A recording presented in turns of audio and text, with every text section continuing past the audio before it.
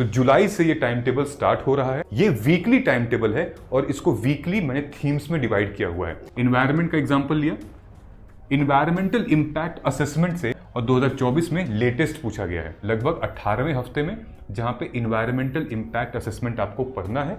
और ये क्वेश्चन आया था यहां से, the topper has created notes on environmental impact assessment. ये पूरा उसने डायग्राम बनाया हुआ है। How to interlink your syllabus. GS paper 3 में क्या क्वेश्चन पूछ रहा है, सुनामी, अर्थक्वेक। अब यहां सिलेबस देखो, जीएस पेपर 1 में जबकि लिखा हुआ है सुनामी, अर्थक्वेक, वॉल्केनिक एक्टिविटी, लेकिन पूछ कहां रहा है, जीएस पेपर 3 में डिजास्टर में। मेंस में सेम क्वेश्चन पूछ दिया था जीएस पेपर 1 ज्योग्राफी में एंड डिजास्टर मैनेजमेंट में। क्या पूछ, माइक्रो फाइनेंसिंग ऑफ वुमेन के बाद micro finance as anti poverty vaccine 2020 में आया था। यानी कि आपको इन तीनों पर नोट्स क्रिएट करने हैं अपने। आ रहा था मैं थीम वाइज जो पीडीएफ है, 100 वेज यूपीएससी आस्क्स, ऐसे करते करते हर एक सब्जेक्ट का हमें बनाया हुआ है नीचे। और ये टाइम टेबल है ये सारा। प्री के लिए भी मेरे पास कुछ है आपके लिए, लेकिन these are the 1 pager notes how you can create. Hello and welcome to Margdarshan IAS. जय हिंद। कैसे हो आप? देखिए, हर साल प्रीलिम्स का पेपर होता है, लेकिन जब भी उसका रिजल्ट आता है तो कुछ टाइम तक बहुत सारी अफवाहें और बहुत सारे इमोशंस रिजल्ट को लेकर होते हैं। फिर कुछ टाइम बाद उसका इम्पैक्ट जो है वो फार रीचिंग होता है। जो एस्पिरेंट अपीयर करते हैं, जिनका हो जाता है, उन पर एक अलग इम्पैक्ट, एक रिस्पॉन्सिबिलिटी है मेंस तैयारी करने की। जिनका नहीं होता है, फिर वो सेल्फ इवैल्यूएट करते हैं कि हम दें या ना दें।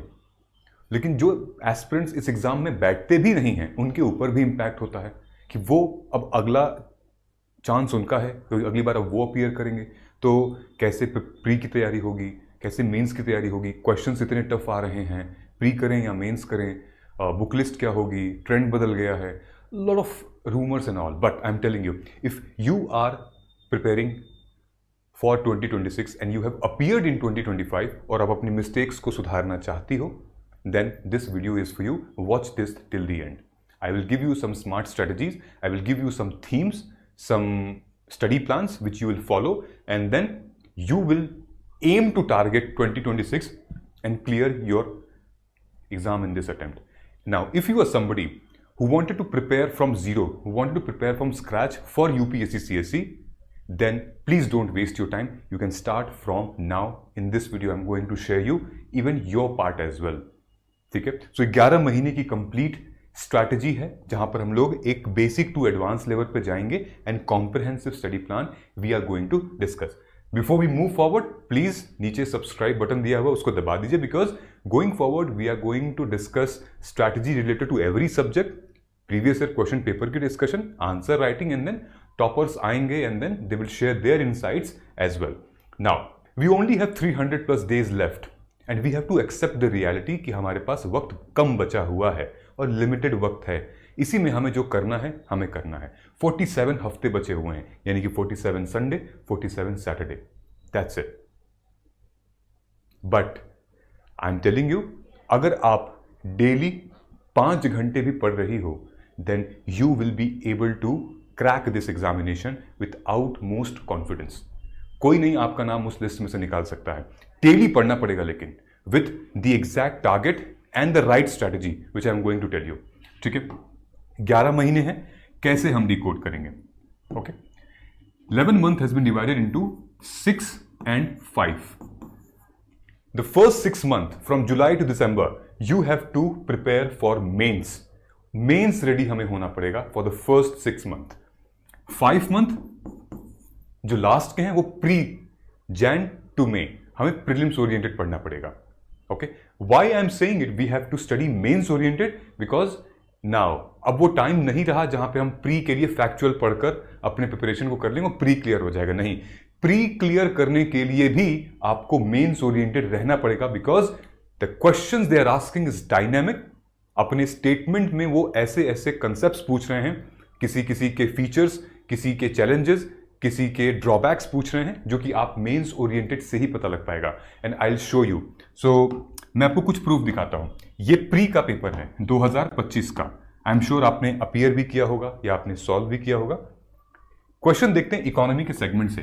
ये क्वेश्चन पूछ रहा है कि फार्मर की जो इनकम है, क्या वो टैक्स में एग्जेम्प्ट की गई है, और की गई है तो क्या उसका प्रोविजन मेंशन है इनकम टैक्स एक्ट 1961 में?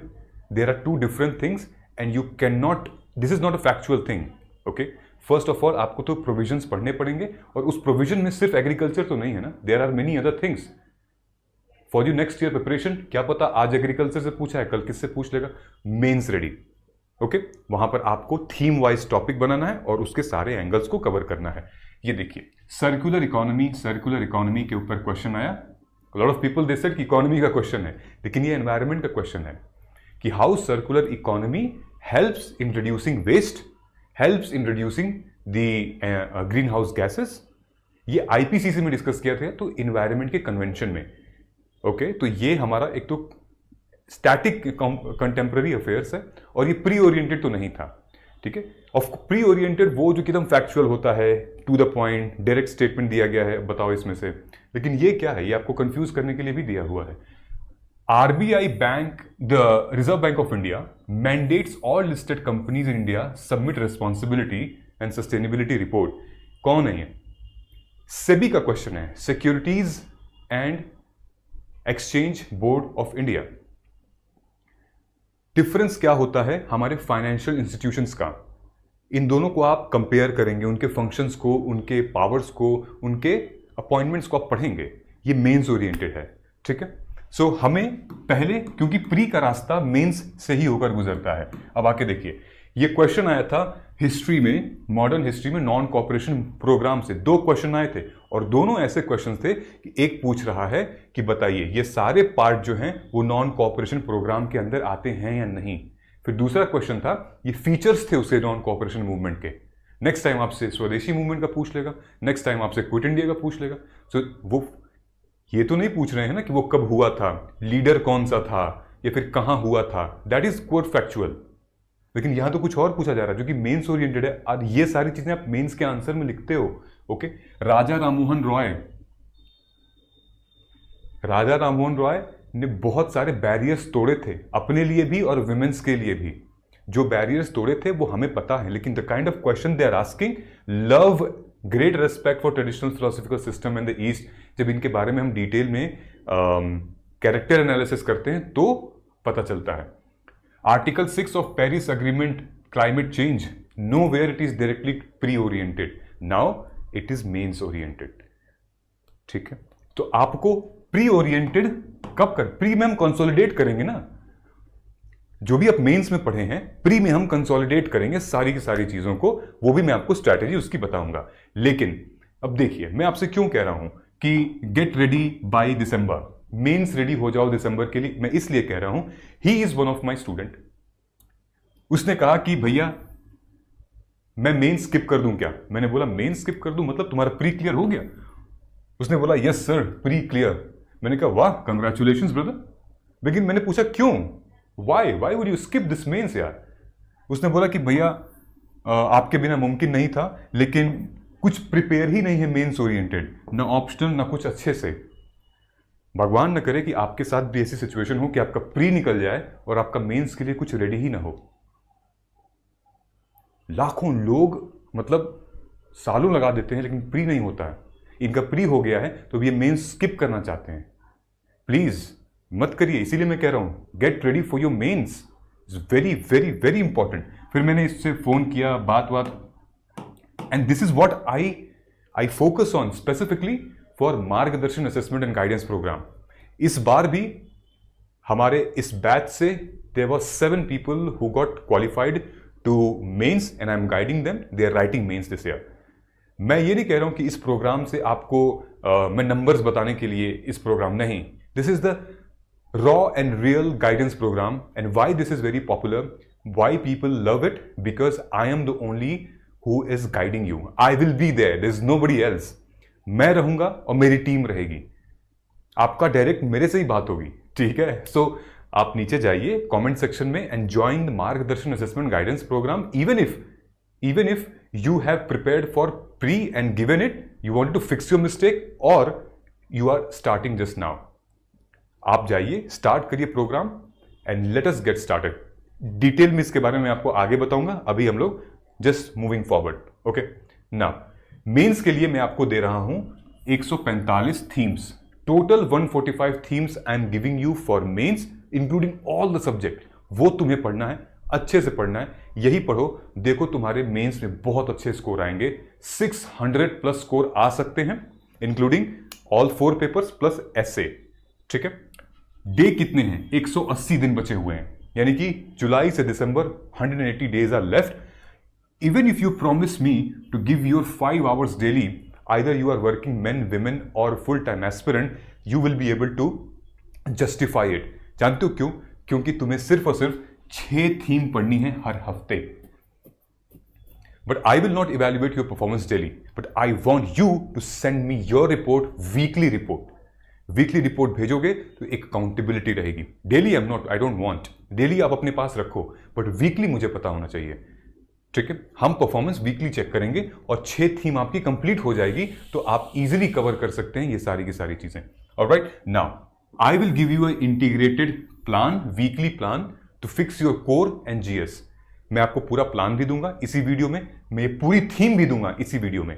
और आप हमारे नीचे कमेंट सेक्शन में मोबाइल ऐप का लिंक है, एंड्रॉयड और iOS, वहां जाइए और वहां से आप इस थीम को फ्री में डाउनलोड कर सकते हैं और यूज कर सकते हैं। लेकिन ये है क्या, ये कौन सी थीम की मैं बारे में बात कर रहा हूं? नंबर 1, एक टाइम टेबल डिस्कस कर लेते हैं। जुलाई से लेकर और दिसंबर तक कितने दिन हो गए हमारे पास? Total 180 days.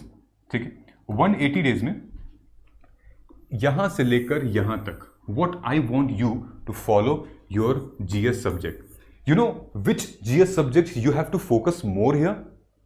वो सब्जेक्ट्स जो कि आपके प्री के पार्ट नहीं है, your security, your disaster management, in fact some part of your agriculture, then your some part of governance, world history, ये सब नहीं है आपके एसे, एथिक्स, ये सब नहीं है। तो ये सब अगर हम अभी कवर कर लेंगे तो बाद में हमारा लोड कम रहेगा। ठीक है, जो बच्चे दूर की सोचते हैं और लंबा सोचते हैं वो प्रिपेयर करते हैं, जिनको सिर्फ आज की पड़ी होती है कि नहीं कल क्या करेंगे, कल क्या करेंगे, पहले प्री कर लेते हैं, पहले देख लेते हैं, तो फिर वैसे ही होगा जैसा कि वो बच्चा किया था। ठीक है, सो जुलाई से लेकर नवंबर तक मैं आपको ग्रुप दूंगा, ग्रुप सब्जेक्ट्स का है उनको पढ़ना, यानी कि जुलाई में group 1, group 2, 3, 4 and 5. I have divided the entire subject into 5 groups and that is you have to study and that is you have to focus. उसके साथ साथ आपको ऑप्शनल लेकर चलना है। ठीक है, optional if you want you can take time, you can start your optional from August till December, और if you want your option to be finished as soon as possible then जुलाई से लेकर और आप नवंबर तक लेके जा सकते हो।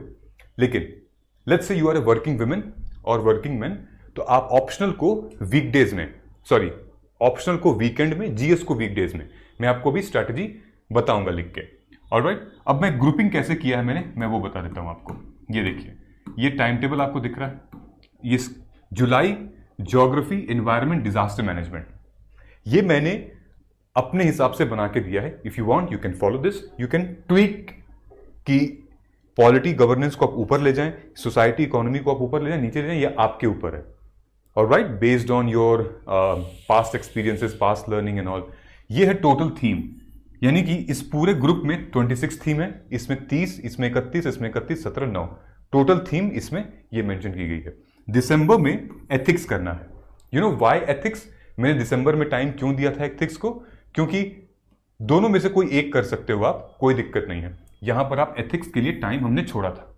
Y ethics? Because ethics is lengthy. एक तो क्वेश्चन भी उसका लेंदी है, पार्ट 2 तो उसका और लेंदी है जो केस स्टडी है, तो आपको पहले से हैबिट डालनी पड़ेगी एथिक्स की। ऐसे आप बाद में कर लेना, उसमें कोई दिक्कत नहीं है। ऐसे की प्रैक्टिस भी हम कर लेंगे, लेकिन एथिक्स को आपको पढ़ना पड़ेगा।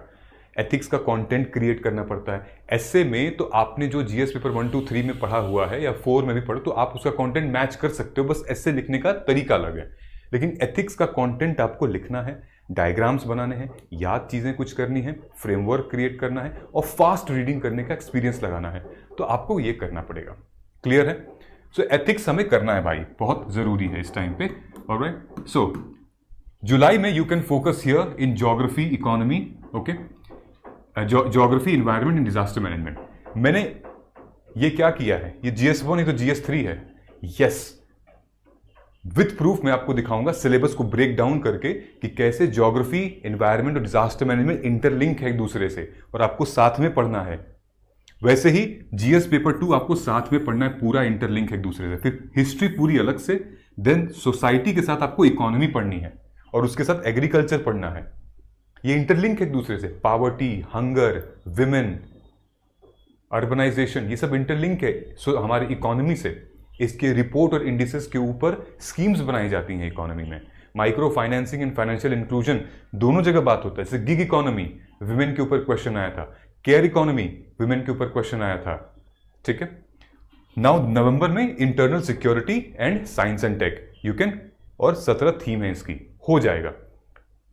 आई hope you have now got it. तो इस तरीके से आप इसको ट्विक भी कर सकते हो और अपनी अपनी अलग स्ट्रेटेजी बना सकते हो। Now this is the micro theme which I was talking about. ये 145 थीम की जो मैंने बात कही थी और मैंने कहा था कि ये देखो ये थीम है, ये कहां से आ रहा है, ये यहां से आ रहा है। ये क्या है, मैंने क्या किया है कि ये मॉडर्न हिस्ट्री का है।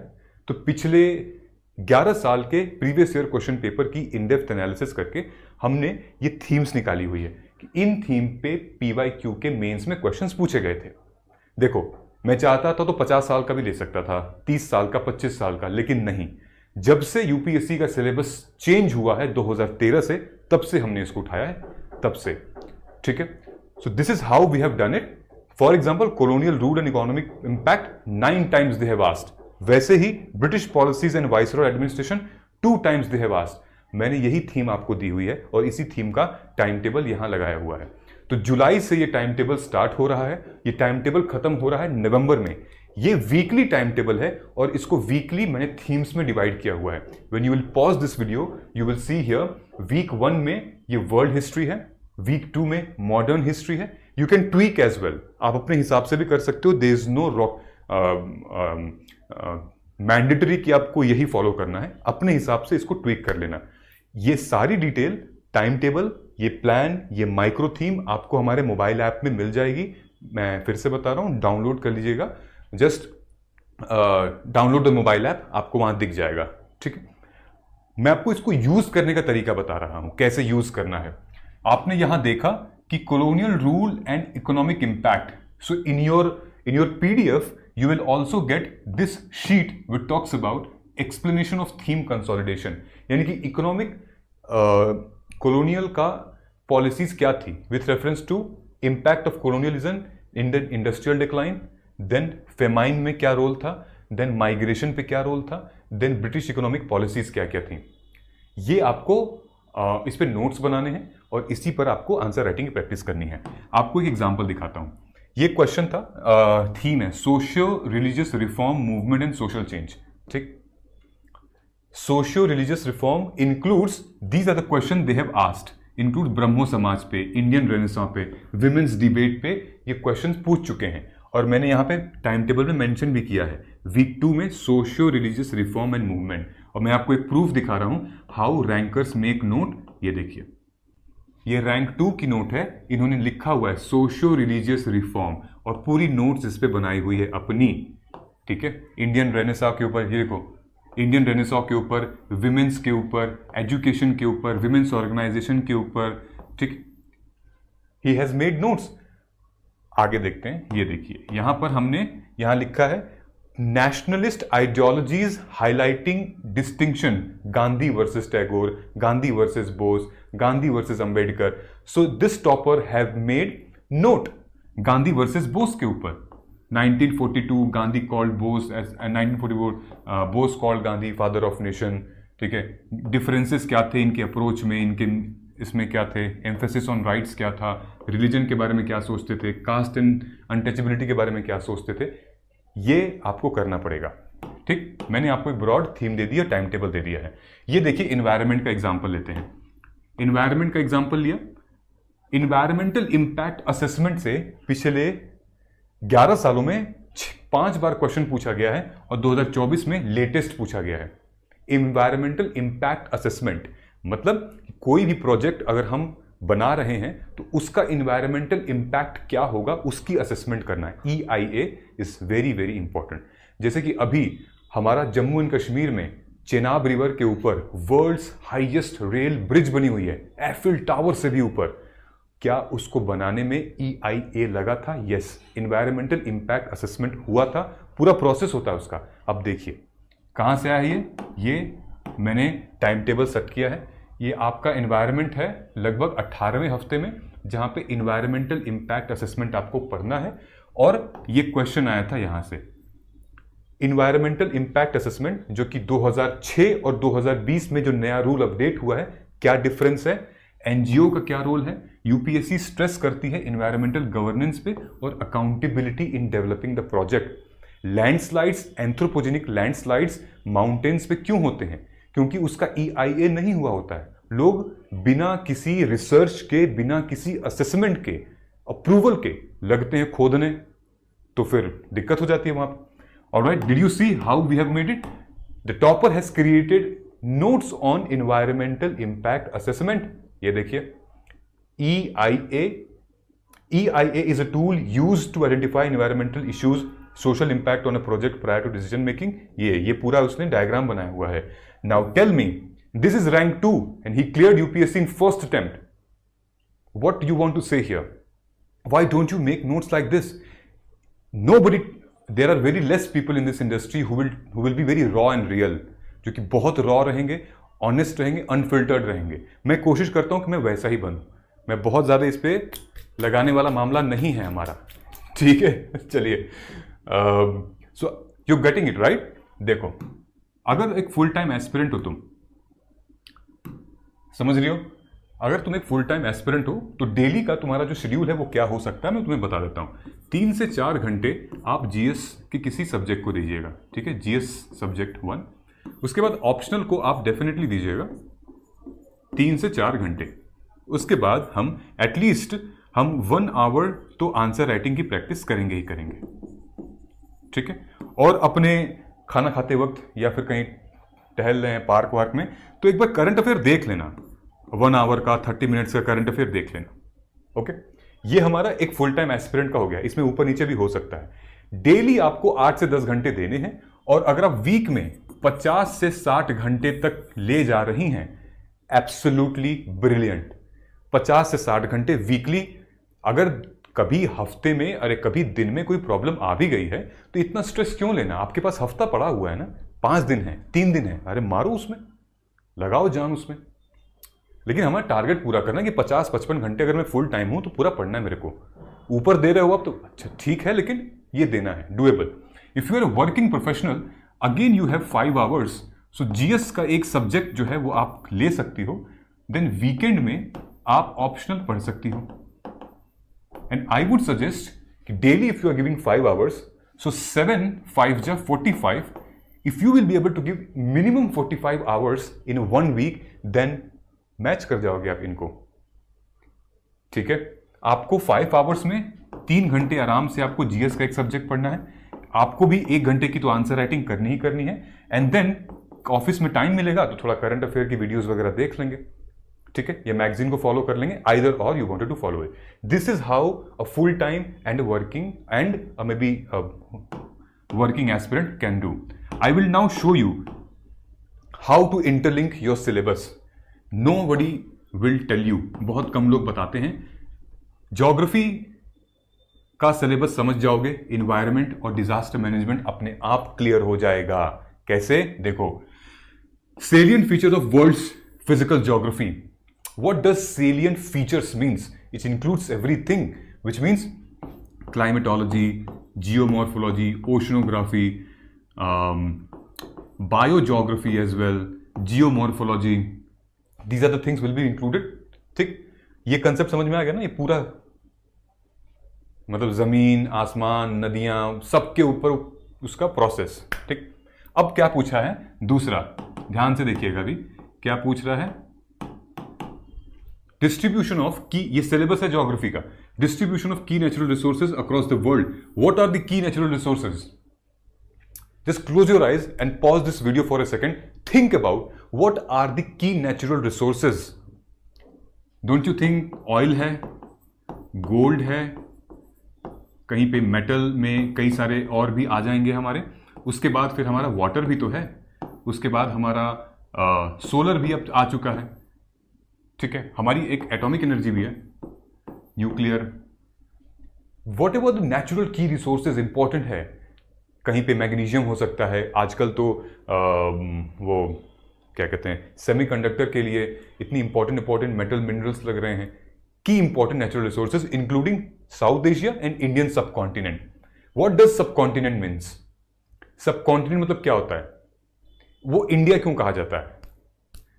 ये क्वेश्चन आया था ज्योग्राफी के मेंस में कि व्हाट रेफर्स टू इंडियन सब कॉन्टिनेंट मीन्स, ठीक है। इंडियन सब कॉन्टिनेंट मतलब सिर्फ इंडिया नहीं है, आजू बाजू के नेबरिंग कंट्रीज भी हैं, they share similar weather, they share similar landform, they share almost similar monsoon and culture, ठीक है। इसको डिटेल में पढ़ लेना। अभी मैं इंटरलिंक करूंगा आपको। और क्या लिखा है, location of primary secondary and tertiary sector industry, यानी कि factor responsible for the location of primary secondary and tertiary. Primary sectors क्या हैं? आपका एग्रीकल्चर हो गया मान लीजिए, और सेकेंडरी सेक्टर क्या हो गए? एग्रीकल्चर जहां पे प्रोसेस हो रहा है, इंडस्ट्रीज, देन मैन्युफैक्चरिंग यूनिट्स, और उसके बाद जहां पे टर्शरी सेक्टर जहां पर सर्विस सेक्टर है, एजुकेशन, हेल्थ, ऑनलाइन रिटेल। यानी कि कॉटन जहां से आ रहा है वो प्राइमरी सेक्टर है, वो कॉटन में तब्दील होकर शर्ट बन रही है आपके लिए या कुर्ती बन रही है आपके लिए, वो सेकेंडरी सेक्टर है। टर्शरी सेक्टर वो है जो कि ऑनलाइन में बिक रही है। समझ में आ गया? क्लियर है? तो आपको पूछ रहा है कि various part of the world including India क्या फैक्टर रिस्पॉन्सिबल है इनके लोकेशन के लिए, ठीक। अब देखिए, important geophysical phenomena such as earthquake, tsunami, volcanic activity and cyclone. हमने ऊपर क्या देखा था कि हमने फिजिकल ज्योग्राफी पढ़ा था, फिजिकल ज्योग्राफी में हमने कंसेप्ट पढ़ा था, ठीक है, कि जियोमॉर्फोलॉजी क्या होता है, ओशनोग्राफी क्या होगी। आपको फिर क्या दिया है? आपको दिया है कि जियोफिजिकल फिनोमिना क्या होता है यहां पे, ठीक।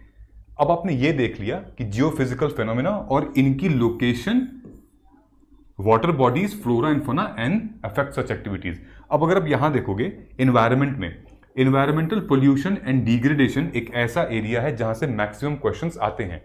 तो ये किससे होगा पोल्यूशन?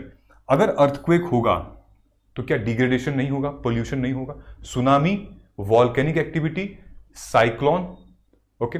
इन्वायरमेंटल इंपैक्ट असेसमेंट, अगर असेसमेंट नहीं किया गया तो क्या लैंडस्लाइड जैसी सिचुएशन नहीं आएंगी, है ना? मतलब और कोई एक्टिविटीज भी हो सकती है। Alright, now disaster and disaster management, अगर आप ध्यान से देखेंगे, what are these are disaster, earthquake, tsunami, volcanic activities, these are disasters. तो ये हो गया आपका डिजास्टर, और डिजास्टर का मैनेजमेंट हो गया कि डिजास्टर से पहले प्री प्रिपेयर्डनेस, डिजास्टर के टाइम पे प्रिपेयर्डनेस, डिजास्टर के बाद पे प्रिपेयर्डनेस, इसी को हम लोग मैनेजमेंट कहते हैं। Now I will show you what kind of question they have been asking, ध्यान से देखना, ठीक है। जीएस पेपर 1 में 2021 में सेम क्वेश्चन पूछ दिया था, मेंस में सेम क्वेश्चन पूछ दिया था, जीएस पेपर 1 ज्योग्राफी में एंड डिजास्टर मैनेजमेंट में। क्या पूछा था? Differentiate the causes of landslide in the Himalayan region and Western Ghats, ठीक। फिर जीएस पेपर 3 में उसी साल पूछ दिया था, describe various cause and effect of landslide, mention important component of national landslide risk management strategy. Don't you think कि ये सब आप एक ही कंटेंट तो है, बस इसमें डिजास्टर मैनेजमेंट वाला एंगल आ गया है। यानी कि आपको एनडीएमए की गाइडलाइंस, आपको सेंडाई फ्रेमवर्क, आपको जो एनडीआरएफ टीम है उसके फ्रेमवर्क्स आपको बताने पड़ेंगे, आपको पॉलिसीज बतानी पड़ेंगी, how can this risk be mitigated via landslide risk management strategy. NDMA के वेबसाइट पे आप जाएंगे, आपको मिल भी जाएगा, ठीक। ये आपको सैंपल दिख गया। अब आपको दूसरा सैंपल दिखाते हैं, volcano, earthquake and tsunami. If you will watch closely, disaster management, disaster management, disaster management. GS paper 3 में क्या क्वेश्चन पूछ रहा है? सुनामी, अर्थक्वेक, देन अर्थक्वेक, ठीक है। अब यहां सिलेबस देखो, जीएस पेपर 1 में जबकि लिखा हुआ है सुनामी, अर्थक्वेक, वॉल्केनिक एक्टिविटी, लेकिन पूछ कहां रहा है? जीएस पेपर 3 में डिजास्टर में। यहाँ पे डिजास्टर में पूछा है। और पेपर 1 में क्या पूछा है? यहाँ पे पेपर 1 में पूछा है mention the global climate occurrence of volcanic eruption in 2021 and their impact of the regional environment. Regional environment में उसका इंपैक्ट क्या पड़ेगा? तो somehow it has linked with the environment and with the disaster management as well. So you can see how they are interlinking. That is why मैंने यहाँ पे क्या किया है, मैंने यहाँ पे आप लोगों के टाइम टेबल में environment, geography and disaster management ये कर रखा है। Similarly I have done this as well and these as well. Alright, there is a logic to it, हवा में हमने नहीं किया है। Another question from climate change related to geography, ध्यान से देखना। 2023 में एक क्वेश्चन आता है GS1 में, एक क्वेश्चन आता है एनवायरमेंट इकोलॉजी में। क्या? क्लाइमेट के ऊपर, consequence of climate change on the food security in tropical countries. 2023 में आता है कि IPCC जो है, intergovernmental panel on climate change, has predicted global sea level rise. अब बताओ भैया कि इसका इंपैक्ट क्या होगा इंडियन ओशन रीजन पे।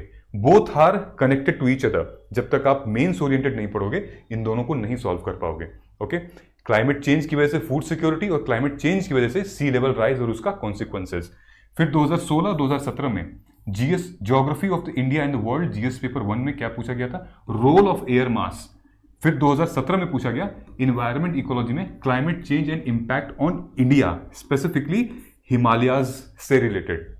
तो देखो ना, यहीं पे आपको GS 1 2 3 पूरा कनेक्ट हो गया। ठीक है, सो समझ में आया? ये देखिए, other than geography, environment and disaster management, मैंने सोचा कि एक और आपको एग्जांपल दे देते हैं। Governance and economy, GS2, GS3, क्या है ये? Specifically financial inclusion and credit penetration के बारे में बात हो रही है। मतलब कि गवर्नमेंट विमेन को और वुल्नरेबल सेक्शंस को कैसे लोन के माध्यम से, फाइनेंस के माध्यम से, क्रेडिट कार्ड के माध्यम से उनको हेल्प कर रही है, सेल्फ हेल्प ग्रुप को कैसे एम्पावर कर रही है। जैसे कि micro financing of women, social justice का पार्ट। फिर उसके बाद micro finance as anti poverty vaccine 2020 में आया था। फिर legitimacy and accountability of self help group, micro financing outfit क्या होती है, GS पेपर 2 में आया था। यानी कि आपको इन तीनों पर नोट्स क्रिएट करने हैं अपने। देन 2016 में प्रधानमंत्री जनधन योजना necessary for building unbanked institutional finance fold. Okay, poor section of the Indian society, मैंने बोला था ना इंडियन आपको पढ़ना पड़ेगा सोसाइटी के साथ। देन GS पेपर 3 में 2014 में आया था कि in the village itself in no form of credit organisation will be suitable except the cooperative society. These are part of financial credit and instruments. You have to study them together. All right. So there are two type of things. One is coaching, another is mentorship. Who should take coaching? Coaching उनको लेनी चाहिए जिनका ये बिल्कुल pure first attempt है, college से निकल कर आए हैं, कुछ नहीं पता है, एकदम फ्रेश हैं, सब कुछ कंटेंट मुझे पढ़ना पड़ेगा। लेकिन मेंटोरशिप किसको लेनी चाहिए? जो रिपीट अटेम्प्ट हैं या फिर जिनका बैकग्राउंड बहुत स्ट्रांग है, जो कि टेक्निकल एजुकेशन में है, कॉम्पिटिटिव एग्जाम पहले दे चुके हैं, या फिर UPSC प्री नहीं निकला था। Then please go and find a good mentor who can understand you and your mistakes which you have done. Alright, and for both thing, for GS foundation we have launched Marg Setu. Marg Setu is a GS Foundation course which is now getting started from the 1st of July 2025 and it is going live. Live discussion होगा, सारी चीज उसमें share किए जाएंगे which includes 700 hours of live lectures, subject wise short notes आपको मिलेंगे, e books मिलेंगी, फिर 1-to-1 मेंटोरशिप मेरे साथ ही होगी आपकी। अगर आप चाहते हैं मेरे साथ ना हो तो भी कोई दिक्कत नहीं है, मैं नहीं भी रह सकता हूं। Answer writing and evaluation session होगा आपका, एंड देन लाइव CSAT की classes along with current affair classes, bilingual होगी विथ फैकल्टी मेंबर इंट्रोड्यूसिंग। जब आप इस कोर्स को लेंगे, आप जाएंगे तो टाइम टेबल भी मेंशन किया होगा। So don't waste your important days, enrol now and then you get your classes started. उसके बाद those who are preparing for prelims unable to qualify या प्री के लूप में है, let me identify, let me connect with me, I will identify the problem क्या है, क्यों नहीं हो रहा है तुम्हारा, कहां पर मिसिंग है, क्यों प्रॉब्लम आ रही है तुमको। These are the things which we are going to solve here. ये दोनों एक बहुत ही पावरफुल टूल हैं जो कि जनरली नहीं मिलता है। PYQs के recorded lectures for mains PYQs के recorded lecture for prelims. This will open your eyes and this will tell how UPSC's examiner thinks before making a question. ठीक है, All things will be given नीचे in the below comment section. आप जाएंगे हमारे mobile app में मिलेगा. If you are an iOS user, then please click on the courses.margdarshan.is. आप वहां से जाके एनरोल कर सकते हैं, क्योंकि iOS में मोबाइल से आप एनरोल नहीं कर पाएंगे. आप वेबसाइट से एनरोल करके फिर मोबाइल में आपको एक्सेस कर पाएंगे. अब प्री का फेज क्या है? प्री का फेज हम फटाफट डिस्कस कर लेते हैं, अदरवाइज मैं ऐसे डिस्कस नहीं करना चाहता. मैं आपको ये दिखा देता हूं. Let me see. So this is the PDF. ये हमारा जो मैंने बता रहा था मैं, थीम वाइज जो PDF है, 100 ways UPSC asks. That's the tagline I have given, and literally there are many ways UPSC asks question. So there are 100 ways UPSC asks question, comprehensive theme analysis from 2013 to 2024, and you will find this on our mobile app. ऐसे में कहाँ से questions आए हैं, कितनी बार आए हैं, then उसके बाद ट्रेंड एनालिसिस क्या कह रही है, उसके बाद फिर वर्ल्ड हिस्ट्री में जो कि मैंने आपको दिखाया था. ऐसे करते करते हर एक सब्जेक्ट का हमें बनाया हुआ है, और नीचे आपको टाइम टेबल भी यहाँ पे मेंशन है. मैं दिखा देता हूँ. ये नीचे और ये टाइम टेबल है. ये सारा वीक 11, वीक 10, वीक 9, वीक 8, ये सारे टाइम टेबल मेंशन है जो कि मैंने अभी डिस्कस किया है. ओके, नाउ प्री के लिए भी मेरे पास कुछ है आपके लिए, लेकिन ये मैं अभी नहीं शेयर करूंगा आपसे. ठीक है, प्री के लिए क्या है वो मैं आपको बता देता हूं. फॉर एग्जाम्पल, अब 5 महीने बचे हैं, यानी कि दिसंबर के बाद क्या होगा आपके साथ. दिसंबर के बाद ये डिवाइड होगा 1, 3, 1. एक बार आप जुलाई से लेकर दिसंबर तक वहां तो आपकी पढ़ाई और रिवीजन दोनों होगा, जहां पर आप आंसर राइटिंग भी करोगे, नोट मेकिंग भी करोगे. एक बार आप यहां पे, ये एक महीना है जो कि जनवरी में है. जनवरी is like a reserve month. अगर हम थोड़ा सा पुश करते हैं, थोड़ा टाइम लगता है हमें पढ़ने में, तो रिजर्व मंथ है आपके लिए. आप मेंस स्ट्रेच कर सकते हो जनवरी में, लेकिन अगर नहीं है तो आप जनवरी से शुरू भी कर सकते हो प्रीलिम्स. ठीक है, अगर आपका टाइम लग गया कवर करने में, तो 30 डेज का टाइम है. आप रिजर्व मंथ रखिए, तो आप पुश कर सकते हैं अपने मेंस को जनवरी तक, और नहीं हो पा रहा तो प्री पढ़ने लगिएगा. ये जो 3 महीने हैं, इसमें हम लोग अपने प्री ओरिएंटेड चलेंगे, विच मीन्स ये सब्जेक्ट वाइज हम जाएंगे. यहाँ पे लगभग 11 साल की PYQ की एनालिसिस करेंगे प्री की, और हर सब्जेक्ट को हम लोग नैरो डाउन करेंगे और नोट्स प्रिपेयर करेंगे. नोट्स कैसे प्रिपेयर करेंगे वो ये देखिए. फॉर एग्जाम्पल, ये भी मैं आपको दे दूंगा. ये हम लोगों ने 2025 प्रीलिम्स के लिए किया हुआ था, which is even eligible for 2026 as well. कि फॉर एग्जाम्पल एनवायरनमेंट की ये सारी थीम्स है. अगर आप यहाँ देखेंगे तो क्लाइमेट चेंज के ऊपर कहाँ से क्वेश्चंस आए हैं, ये तो आपको ये टॉपिक है, ये फटाफट आपको करने हैं, क्योंकि इसमें से आपने ऑलरेडी पढ़ लिया होगा अपने मेंस के प्रिपरेशन में. It will be very very easy for you to comprehend this and cover and make a short note on this. ठीक है, ऐसे लगभग हर सब्जेक्ट के टॉपिक हैं जो कि हमने बनाए हुए हैं, माइक्रो थीम्स ऑन प्रीलिम्स. ठीक, ये वही है. ये देखिए लिखा हुआ है ना, PYQs theme for UPSC CSC prelims. ये देखिए, ये पॉलिटी का है, चल रहा है पॉलिटी का. ऑलराइट, फिर उसके बाद इकोनॉमी है, ज्योग्राफी है, हिस्ट्री है. All the themes has been already given. लेकिन ये आपको अभी नहीं मिलेगी, कोई मतलब नहीं है इसको लेने का. पहले मेंस आप रेडी हुई है, मेंस के लिए बहुत बहुत इंपॉर्टेंट है. ठीक, ये बुक लिस्ट है. इस बुक लिस्ट को आप ले जाइए भाई, PDF में मिल जाएगी, सब कुछ अवेलेबल हो जाएगा मोबाइल ऐप पे. ये बुक लिस्ट मिल जाएगी, आप देख लीजिएगा. हर एक चीज़ हमने मेंशन की हुई है इसमें, हर एक सब्जेक्ट की. 16 के 16 जो मेंस के सब्जेक्ट हैं वो, एथिक्स भी है. ये आपके नोट मेकिंग का प्रोसेस है, how you will step by step make note making. The first stage will be, किसी के लिए फर्स्ट स्टेज हो गया होगा जो कि डायरेक्ट क्लास से बनाते हैं, जो कि डायरेक्ट NCERT से बनाते हैं, वहां से बन चुका होगा. बहुत लोग सेकंड स्टेज में होंगे, PYQ से बना रहे हैं, करंट अफेयर से इंटरलिंक कर रहे हैं, देन टेस्ट सीरीज से कर रहे हैं. एग्जाम से कुछ ही महीने पहले, 1 या 1.5 महीने पहले 1 पेजर नोट्स बनती हैं. We will take a session how to create 1 pager notes. 1 महीने 1.5 महीने पहले बनती हैं. अब अगर आपको प्रैक्टिस अभी से मिल जाए तो काफ़ी अच्छी है. ये सारे डायमेंशंस इसको लिया जाता है. That I will teach you how to make it, you don't have to worry about it. ठीक है, उसके बाद फिर हमारा 1 पेजर नोट्स है. एग्जाम्पल अगर आप देख सकते हो तो यहाँ पे इस टॉपर ने ये ऑल इंडिया रैंक 1 की है. ठीक है, इस टॉपर ने ट्राइबल के ऊपर नोट्स लिखी थी। ये ट्राइबल है, सोशल वैल्यूज क्या है, देन इसकी मीनिंग क्या होती है, ठीक, देन ट्राइबल के इंडिया में कौन कौन जगह पे tribal areas heavily dense populated हैं, ठीक है, उसके बाद पॉपुलेशन क्या है, गवर्नमेंट की इनिशिएटिव्स क्या हैं, और मेगा प्रोजेक्ट क्या है ट्राइबल से रिलेटेड, लॉज क्या कह रहे हैं ट्राइबल से रिलेटेड, सम पर्सनैलिटीज, ट्राइबल पर्सनैलिटीज जो पास्ट में बहुत बड़ा काम किया है ये।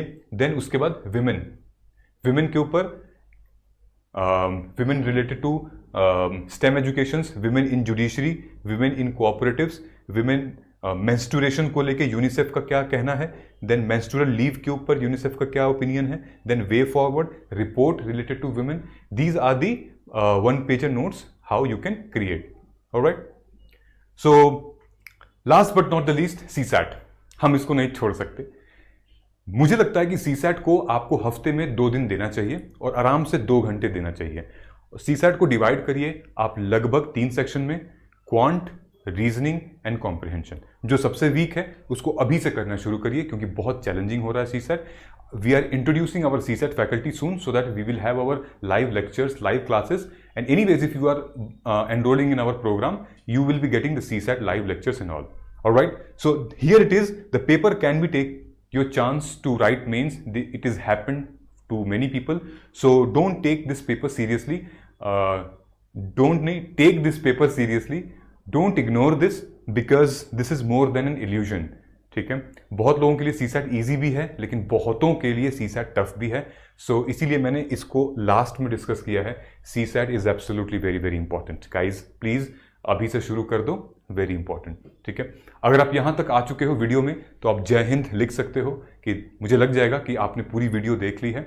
And I am proud of you that you are very very serious candidate, that you have watch this video till the end, because आजकल जो मतलब सोशल मीडिया का टाइम है, अटेंशन स्पैन 30 सेकेंड 1 मिनट रह गया है। And if you have watch the entire video you are a serious aspirant and we will help you. Thank you so much, मिलते हैं अगले वीडियो में, तब तक नमस्कार, जय हिंद, जय भारत।